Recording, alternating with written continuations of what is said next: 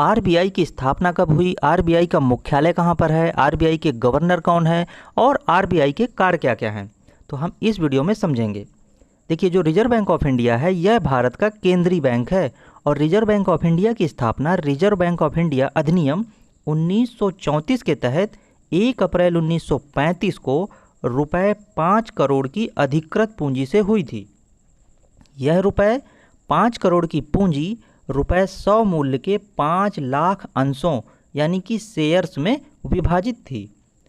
प्रारंभ में लगभग समस्त अंश पूंजी का संभावित गैर सरकारी अंशधारियों के पास था, किंतु अंशों को कुछ व्यक्तियों के हाथों में केंद्रित होने से रोकने के लिए सरकार ने क्या किया कि 1 जनवरी 1949 को रिजर्व बैंक का राष्ट्रीयकरण कर दिया। बैंक में सामान्य प्रबंधन एवं निर्देशन का कार्य 20 सदस्यों के एक केंद्रीय निर्देशक मंडल द्वारा किया जाता है। इसमें कौन कौन होते हैं?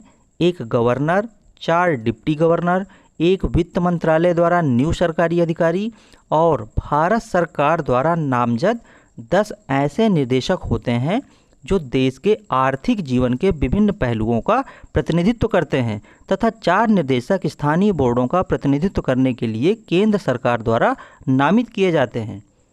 केंद्रीय बोर्ड के अतिरिक्त 4 स्थानीय बोर्ड भी हैं जिनके मुख्य कार्यालय कहाँ कहाँ पर हैं? मुंबई, कोलकाता, चेन्नई और नई दिल्ली में है। रिजर्व बैंक का मुख्यालय मुंबई में है और वर्तमान में शक्तिकांत दास रिजर्व बैंक के गवर्नर हैं। अब जानते हैं कि जो रिजर्व बैंक है इसके कार्य क्या क्या हैं। तो सबसे पहला कार्य है नोटों का निर्गमन, यानी कि जो रिजर्व बैंक है उसको 1 रुपए के सिक्के, नोटों और छोटे सिक्कों को छोड़कर भारत में विभिन्न मूल्य वर्ग के नोट जारी करने का एकाधिकार प्राप्त है। दूसरा है सरकार के बैंकर के रूप में कार्य करना।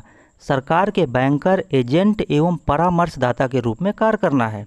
तीसरा है बैंकों के बैंक के रूप में कार्य करना, यानी कि जो रिजर्व बैंक है वो देश में अन्य बैंकों के लिए वही कार्य करता है जो कि अन्य बैंक अपने ग्राहकों के लिए करते हैं।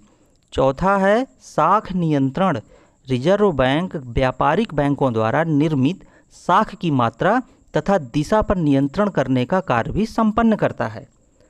अगला है विदेशी विनिमय पर नियंत्रण, यानी कि विदेशी मुद्रा का क्रय विक्रय करता है तथा देश के विदेशी मुद्रा कोषों का संरक्षण करता है।